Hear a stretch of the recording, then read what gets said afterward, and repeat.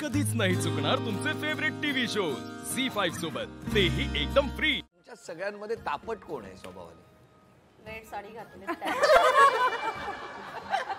तुमच्याकडे न विचारता सुद्धा उत्तर मिळालं असतं। या प्रश्नानंतर त्यांनी ज्या भुवया वर केल्या होत्या ना, त्यांच्या लक्षात आलं होतं की आता ह्या सगळ्यांच्या नजरा माझ्याकडे असणार आणि ह्याच्यामुळे ना सगळ्यात जास्त या प्रश्नासाठी त्यांचे मिस्टर घरी खुश होणार आहे। अगदी अगदी।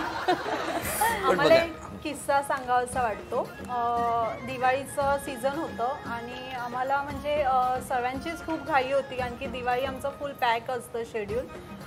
सगळीकडेच एक्झिबिशन्स असतात आमचे कंटिन्यू, आणि त्यावेळेस मला एक ऑर्डर आली होती आणि मी ओघाच्या वेळेला त्यांना हो बोलून बसले होते आणि नंतर मला समजेना की आपण ही ऑर्डर कंप्लीट करायची कशी, म्हणजे 3 दिवसच होते आणि एक्झिबिशन चालू होतं। मी सहजाती सरांकडे बोलली की असं असं आहे, ऑर्डर आलेली आहे, आणि मी हो बोलून बसले। आता नाही बोलणं मला तरी जमत नाहीये, तर काय करूया।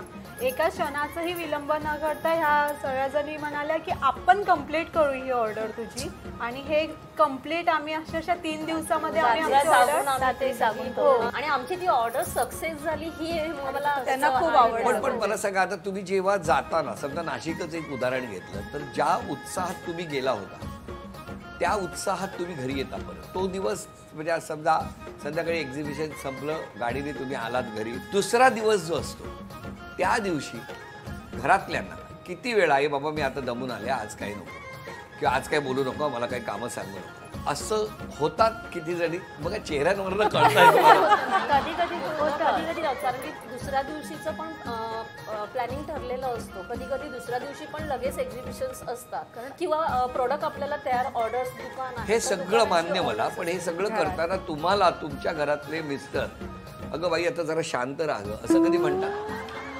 नाही, खूप सपोर्ट, उलट त्यांचं असं सपोर्टमुळे आम्ही आज इथे आहोत। आता तुम्ही जो आता विषय काढला की मिस्टरांचा सपोर्ट, त्याच्यावरनं एक तुम्हाला एक फनी किस्सा पण सांगते की आता बाजूबाजूला दोन्ही समृद्धी बसल्यात तुमच्या, तर असंच आपल्या एका एक्झिबिशनमध्ये अवॉर्ड्स ठेवलेले होते की कस्टमर फेवरेट स्टॉल कोणाचा आहे, असं दरवेळेस असतं वेगळं काहीतरी।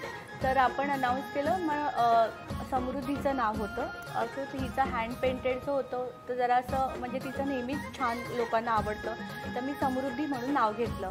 स्टेजवर आली समृद्धी, तर तिला वाटलं हां समृद्धी, पण मग मी तेव्हा म्हटलं की ह्या स्त्री म्हणजे लागोपाठ दोन्ही एक्झिबिशन तिला कस्टमर फेवरेट स्टॉल म्हणून अवॉर्ड दिला आहे, आणि ह्याच्यामागे फक्त तिचीच मेहनत नाही, तर तिच्या मिस्टरांची मेहनत आहे, म्हणून मी किरण यांनासुद्धा बोलवलं।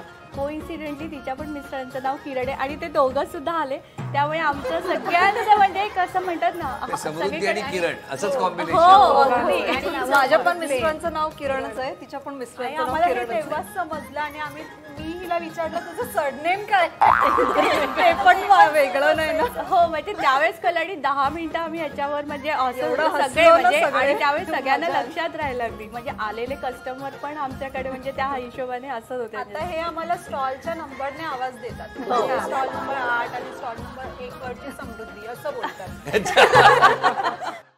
झी5 ॲप डाउनलोड करा आणि पहा सर्व एपिसोड्स एकदम फ्री।